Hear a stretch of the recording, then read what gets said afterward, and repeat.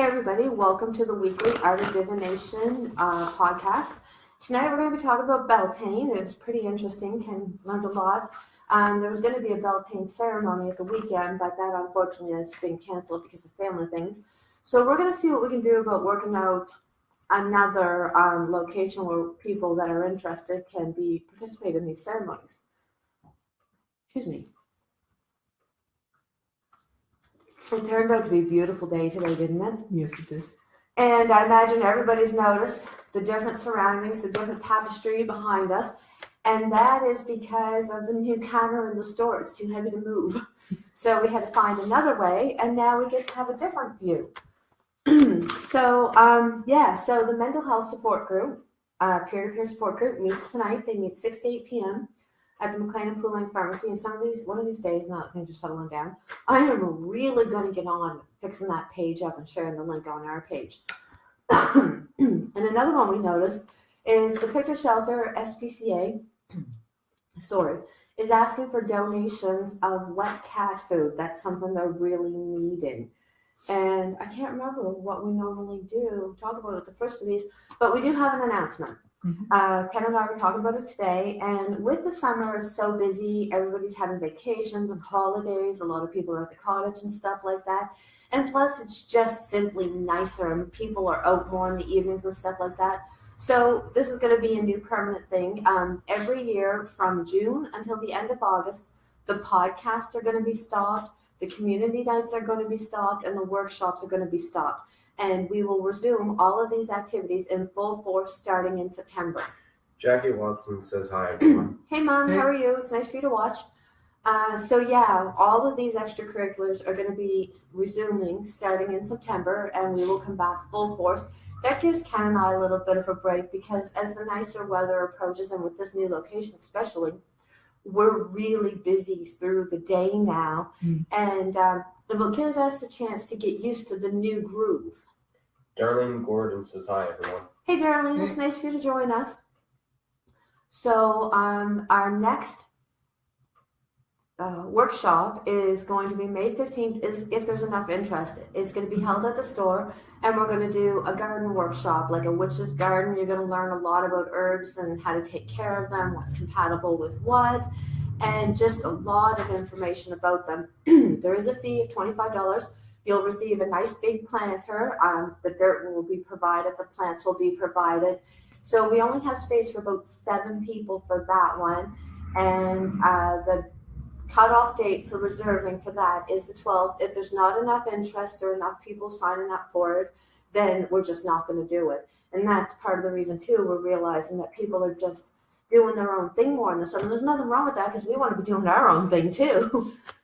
So we're just going to cut all these extras off until the fall when people get back into a more quiet routine. So our likes and shares are coming along beautifully. And if people could continue to like and share, and especially the YouTube page and the store page, of course, we're getting up to 500 likes now. Yeah, we have like 94 likes and we'll be at 500. That's good. And so it is pretty cool, isn't it? So, and of course, don't forget, start guessing your numbers between 1 and 50 for the reading at the end of the show. And as always, we welcome all your questions and comments. We love it when you join with us.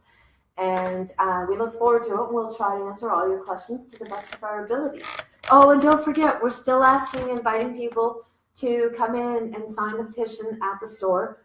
It's been extended until the end of June or the end of May, and it is asking the government to invest more in mental health care services and addiction services. So, so we'll be talking about Beltane. Traditionally, most people celebrate it May 1st, but it actually doesn't really happen on May 1st, does it? I read something about that. No, I didn't necessarily uncover the actual date, but from what I looked into, they say the astronomical date is actually a few days later. Into May. Yeah, so you're not too late for Beltane. No. So that's why we decided to continue with it tonight. So do you want me to start and then you do a bit and I'll do a bit? Sure. Beltane is set halfway between the spring equinox and the summer solstice. While its contemporary celebrated May 1st, which we already said, its actual astronomical date is a few days later.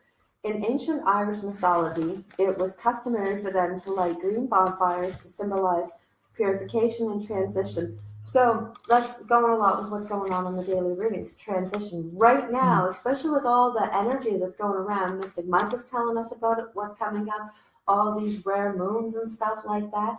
There is so much transition happening. So I'm just going to say it again, go for it. Set your intentions, set your goals, set your desires, whatever it is, just go for it because the time is just right. But anyways, it heralds the season of hope that there would be a bountiful harvest, and they also performed rituals to help protect against dark otherworldly spirits. All right. It's just a celebration in honoring life and abundance. It can. I'm gonna get our goddess. That would be good. Yeah. She's a good one for Beltane. She's also just good one. She represents bounty. Sorry, I just had to put that in there. But yeah, it represents the peak of spring and beginning of summer, where the earth and its energies are at their peak. Again, all life is bursting with fertility, like the mating season, crops are starting to, the soil's getting richer with the rain and stuff like that. Which, I mean, I noticed on my walks here, earlier on, say in late April and whatnot, everything was still very brown and whatnot. But just after the past couple of rains, we've had everything is green, vibrant. And it's blooming. All the buds are coming out. I noticed that on my walk here this morning. All the buds are coming out. It's really nice out now. Where was I? Oh, yeah. So on the Wheel of the Year, it basically represents conception. Like the maiden goddess has reached her fullness and represents the manifestation of growth and renewal.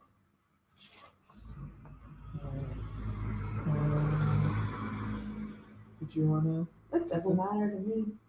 Okay.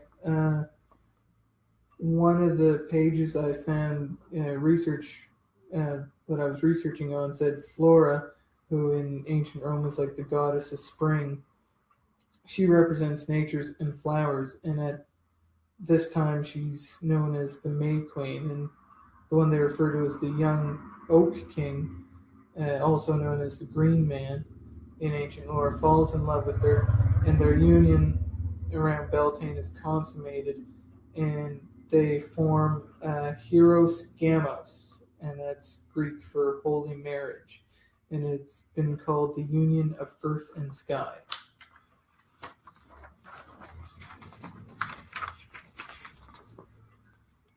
All right, and during the night of what they call the Greenwood marriage, it's said to be a great time energetically to work on dreams, ideas, and just all out renewing your hope for the new season.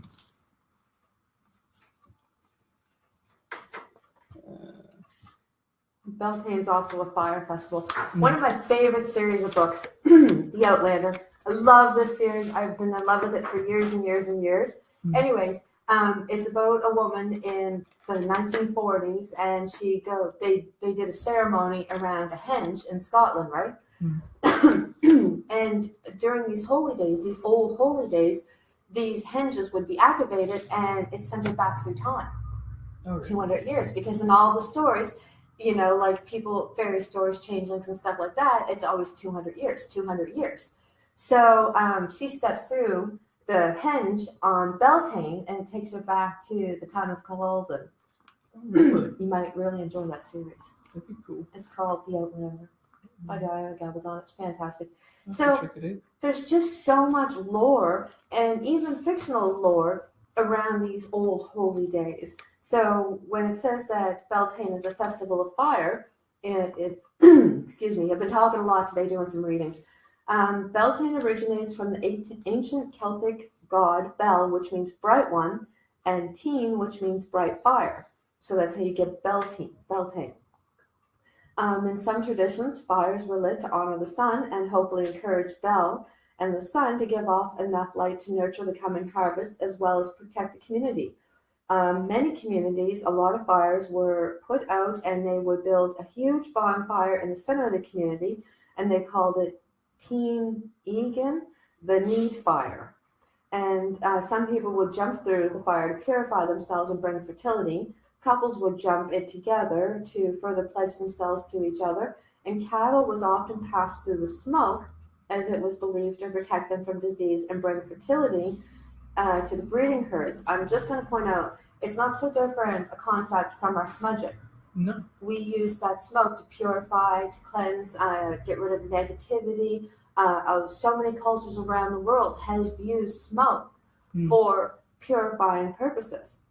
At the end of the celebrations, each member of the community would take a coal from the Teen Egan and use it to start their own personal fires. So fire has been on purifier for a very long time, as has smoke. Okay. Since Beltane is seen as the union of a god and goddess, it is also a popular time for pagan hand fastings. And typically the inner working of a hand fasting varies usually on the couple involved. However, there are some core elements that are universal, such as exchanging vows, tokens of partnership. And something I thought was kind of interesting was regardless of whether or not there were older couples or younger couples or whatever, around that time, couples would do what they refer to as a-maying, where they would essentially go out into the woods and fields and make love and whatnot. But on their journey back home, they would bring in basically armfuls of may or hawthorn blossoms to decorate the homes. And usually throughout the rest of the year, bringing in hawthorn blossoms into the house was typically considered unlucky. But during Beltane, that was the custom in a way to bring about good luck and stuff like that. Hand fastings have a long history too. Mm. It was something that could never be entirely wiped out.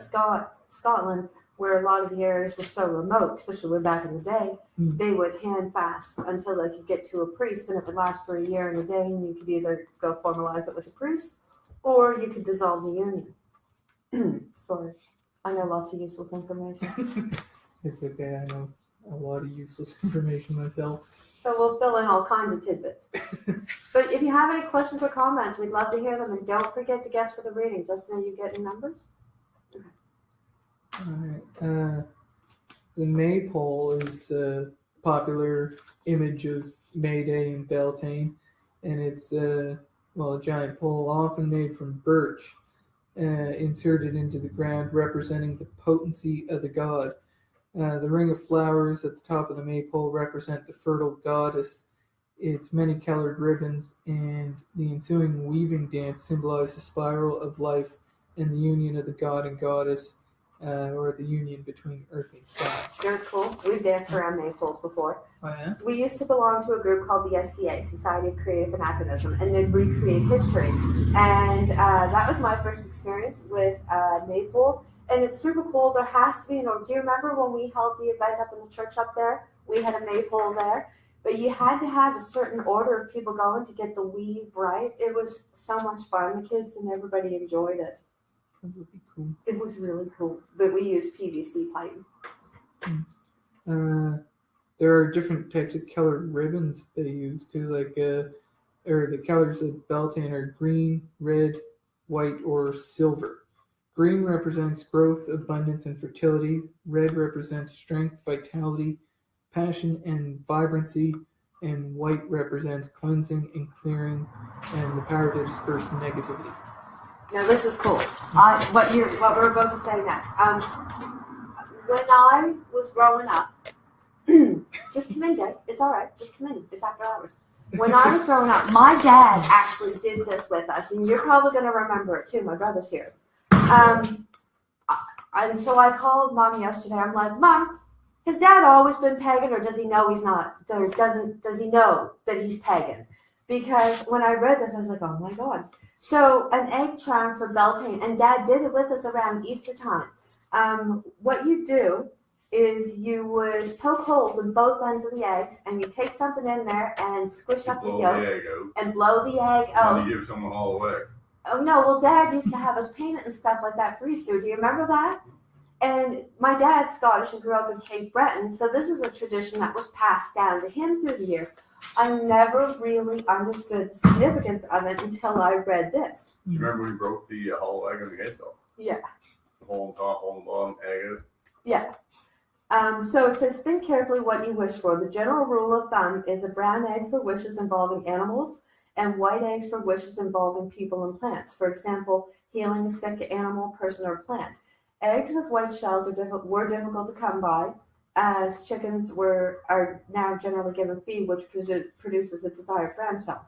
But in recent years, some of the supermarkets were making white eggs available at this time. So, as I said, you would poke holes in both ends of the egg, and you'd scramble up the yolk and break it all up and blow it out through the end of the egg, and then you would paint it up and stuff like that.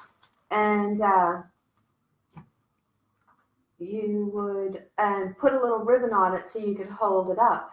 And you choose a symbol to represent your wish, like a heart for love, a coin for prosperity, a candle for wisdom, whatever is meaningful for you. Or you could just paint the whole egg in a corresponding color, red for love, green for prosperity, purple for wisdom, and so on.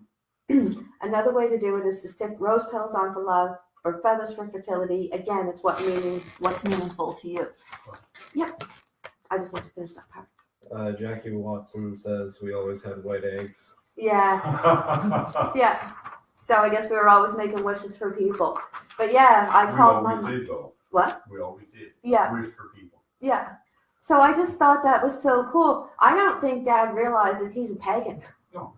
But I do believe it's in my blood as well, Carrie. Oh yeah. And it's just my nature. Yeah. I'm not a non-believer.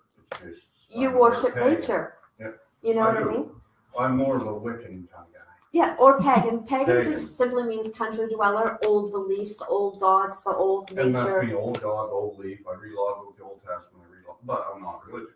Yeah, you're spiritual. Yes, very. And that's why, the whole family is super supportive of this store. Well, thank you for informing me, and thank you for involving me. But I'm going to make some cracks and enjoy the rest of your podcast, because this is kind of fun. I don't come back for it again. Yeah, well, you can always watch it on YouTube. If it wasn't my birthday, I wasn't so tired, I would. Yes, so happy birthday to my brother, everybody. Happy birthday, He's Jesse. getting old now. You're right, 51 today. 51. Well, that's what Rod keeps telling me. Well, I'm older than you, so no, we're going to go with 31. That's bad. No, 41. We'll get it real. No, I'm going with 31 because that would make me turn 33. Okay, well, next style in 6 years. Yeah. All right, nice to see you though, dear. All right, we'll see you later. And enjoy your podcast, guys. It's going good. Yeah. And it's a very interesting topic. Thank you. I think, yeah, thank Thank you you. for calling your brother. Sorry, I'm just Feeling your son. Hi. Okay. Yeah. You should have you don't have to do a testimony. So, anyways, tonight's lots of unusual energy in the air. But anyways, so then you'd find a suitable place for it, and you'd prepare it for hanging with the thread or wool or something like that. And you just leave it up there, and you clear your mind. You focus on your desire for abundance, fruitfulness, whatever. And there's a little charm that goes along with it. My dad never told us that. Little charm made of a shell, as I hang you here, may all be well. May all things grow, may all things flow, blessings for the turning of the wheel. And but remember, folks, it's just your intention. Your intention is what matters. Sorry, I got a bit lost there. We're on making a wish box charm. Oh, okay. To go along with the continuing bringing hopes and dreams and making wishes, there's another little kind of craft that you can make. It's a wish box. For that, all you need is like a small, even a cardboard box. We do like shoe box, rose petals, sunflower seeds or poppy seeds, a little piece of paper, willow bark, acorn or oak leaf, and just something that represents your wish. You can take a piece of paper, write your wish on it, while visualizing your wish coming to life and growing. If you want to decorate the lid of the box with a triple moon, pentacle, heart, or any symbol of your choice, you can. You can poke a few holes in the lid. This will help your wish or plants to grow. Take your box and sprinkle some earth into it. Put your paper wishes, wish symbol, and seeds, bark, or acorn. Cover with another layer of earth mixed with rose petals and seeds. Scatter them on top. Cover with a final layer of earth and place the lid on top, leaving enough of the rose petal seed mixture to scatter on top of the box when you are planting. You can the best time for planting your wish box is just after a fresh cleansing rainfall. So like this morning would have been a good time to do that. Or yesterday. Or the day before. Yeah. Because this will. Well, I guess today would be the best day for doing it because the rain stopped. It says after. And the last couple of days, the rain's been pretty solid. Yeah. But that will allow you to give a bright new start to the wish. If the season is dry, though, all you just got to do is give the ground that you're going to plant the box in a good watering the night before. You can dig a hole about 2 inches deeper than your wish box and lower it in while concentrating on your wish, visualizing it to coming to fruition. Imagine your wish growing with flowers reaching skyward as you cover the box. And while doing that, you can say, "Dream that lies within the earth, awaken now. Hope that sleeps, awaken now. The stars await as so do I. Grow true, grow strong toward the sky."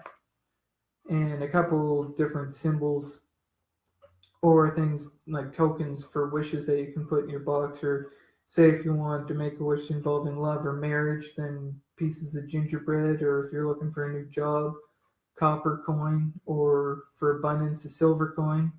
If you're looking for, say, strength of getting through a difficult task, a glove. When it comes to seeking the truth, a sprig of rosemary, anything involving health, healing, or renewing your spirit, blue and green ribbon entwined. For happiness or good luck, a cinnamon stick. Seeking knowledge would be apple. To find a lost item would be feather, and protection, a key, but a key of old iron is the best one to use. That's pretty cool. You know what? I think things like this give people hope and faith that they're doing everything they possibly can to realize their goals. You know, it makes us feel sometimes people feel like they're really not in control of their lives or their destiny, their, you know, whatever. And this helps give a measure of control because you're doing something active to try and bring about. Oh, excuse me. What else we got there? The trees of Beltane. There are certain specific trees in some circles that people find connect well with the celebration and the events involved with it. Hawthorn is said to be a deeply magical tree and is one of the 3 trees at the heart of the Celtic tree alphabet, the fairy triad by oak, ash, and thorn. Traditionally, Beltane began when the hawthorn blossomed. It is the tree of sexuality and fertility and is the classic flower to decorate a maypole with.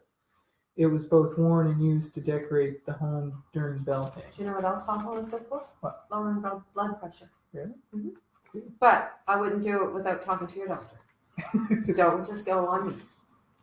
Another one is birch, and birch is regarded as a feminine tree, and deities associated with birch are mostly love and fertility goddesses. It is one of the first trees to show its leaf in spring. Ostera, the Celtic goddess of spring, was celebrated in festivities, dancing around and through the birch tree between the spring equinox and Beltane. Birch twigs were traditionally used to make a besom, which is essentially just a new broom. Maypoles were often made from birch and birch wreaths, and they were given as lovers' gifts. The final one is rowan. Do you know what rowan trees are called in Nova Scotia? What? Do you know what a rowan tree is? Like, can you identify one? Possibly. I'm left in the woods long enough. Dogberry trees. Really? What we know as dogberry trees, and it's only in Nova Scotia and Newfoundland do we call them dogberry trees. But I used to shoot them at slingshots because they would sting those little berries. But what we call dogberry trees are rowan trees. Yeah. Yep. Jackie Watson says we need to nurture Mother Earth.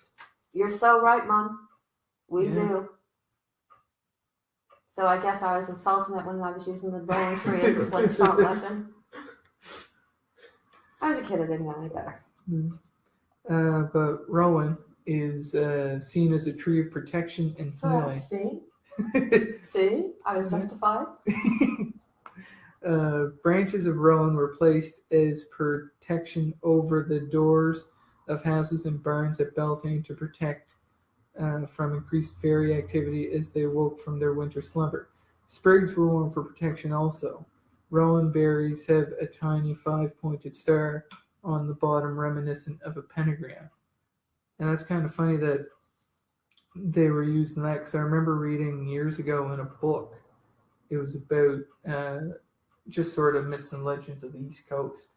And there was one that mentioned about, I believe it was like Bell Island over by Newfoundland and stuff. And they say that there's a whole forest that's inhabited by evil fairies and stuff. And years ago, even up until like the 20s and whatnot, a lot of really stout believers, if they had kids walking by the woods, what they do is they would tie rowan branches into their collar. Yeah. That's kind of cool. Let's see. And there's I don't know, I want to show the picture because I thought it was kind of cool. But that's Pretty good. That's a stone in the northwest of Ireland, in Donegal, and during the beginning or the sunrise on Beltane, it perfectly aligns with the sun, and it's a part of a stone circle, and the stone circle is called Beltane, which of course gets its name from Beltane because during that day the sun is perfectly in line with the tip of the rock. It's rather a beautiful image. Let's see, there's a few animals associated with Beltane as well, like goats, rabbits, obviously. Easter Bunny. Oh, yeah. See? Now you know how the Easter Bunny comes into it. Honeybees. Those are the normal, I'd say, everyday animals associated with it, but with the mystical side of it, or mythical, I should say. Fairies, Pegasuses, satyrs, I think. Satyrs. Satyrs. Satyrs. Yeah. And giants are also associated with it.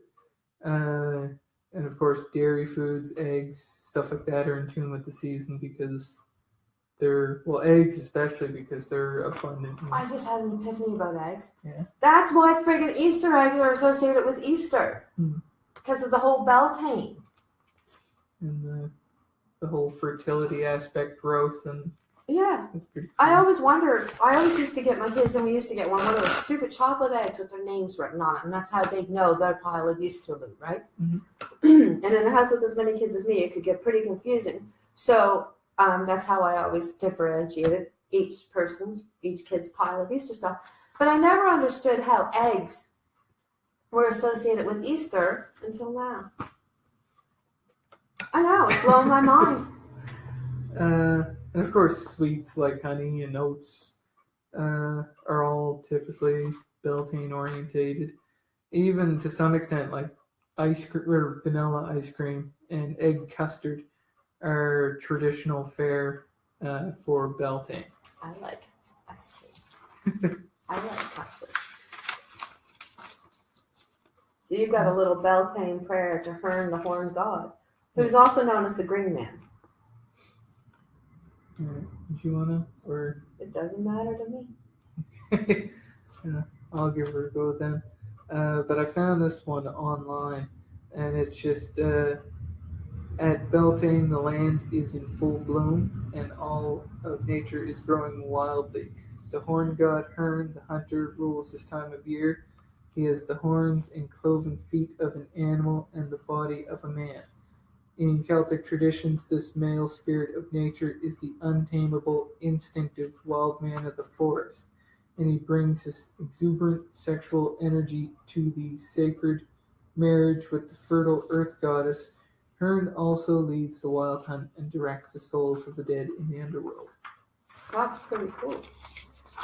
So yeah, that's the information that Ken found for you tonight on Beltane.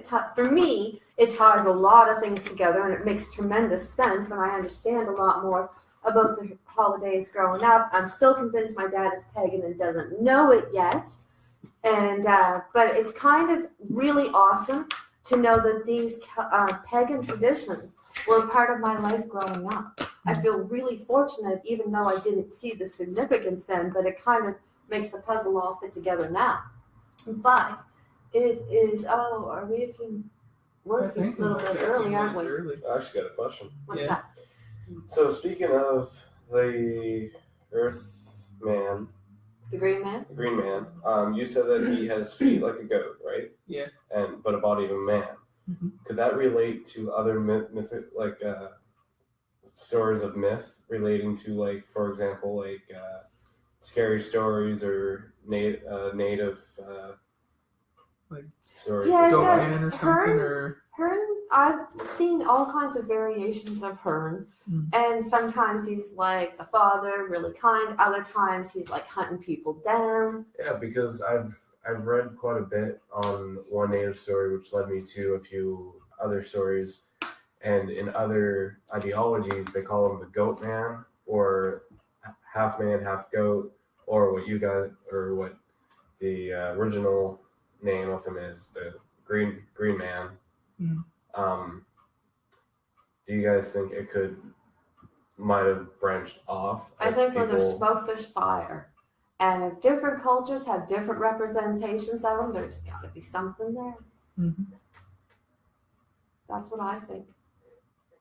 That's kind of like Sasquatch, where like West Coast Canada and the States, he's Sasquatch, and in the Himalayas, it's the Yeti, but it's all generally the same kind of. Yeah, it's just, everybody takes their spin on it and how it suits their culture. And, like you have skinwalkers, right?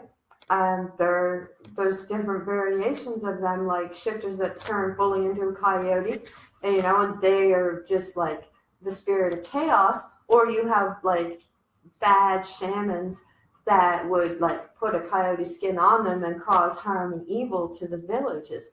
Everybody has their own take, but there's so many baseline similarities in a lot of these old beings.